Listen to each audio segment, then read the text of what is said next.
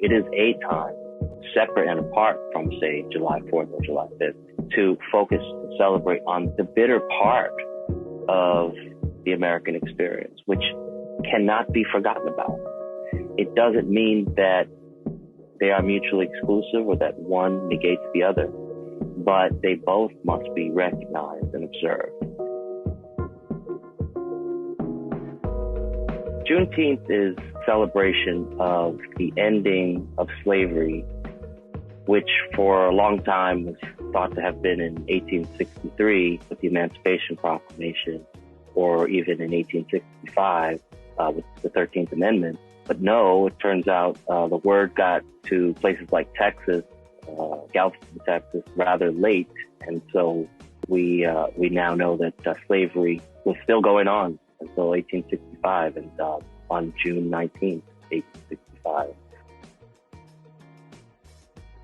The first time I ever heard of Juneteenth was Ralph Ellison, the famous author who wrote a book called Juneteenth. Well, I was actually in graduate school at that time. It was a kind of an interesting time for that novel to be coming out.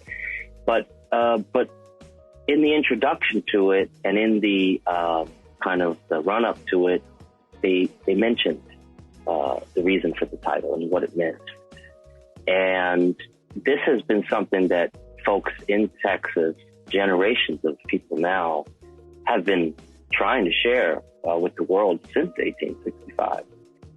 Juneteenth is bringing attention to something that we don't often see, which is Black celebration. You know, this year, the Association for the Study of African American Life History, their theme is the Black family.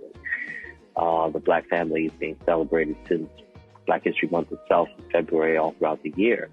And so Juneteenth, you know, is about families. It's about Black families, and it's about the Black family. Like a lot of things we've seen, like Tulsa, 100-year observation and other things, the word has gotten out. The word has reached folks. And so I think it's really a great way to introduce people who may not know that much African-American history. We all start somewhere, you know. It certainly was enticing to me when that book came out to want to know more. What is this Juneteenth thing? Helping us to ask the question, why? How does America work? How did this happen? You know, how does this happen? And that's really, really important, because I think, as we've all learned, all of this is more complicated than we thought.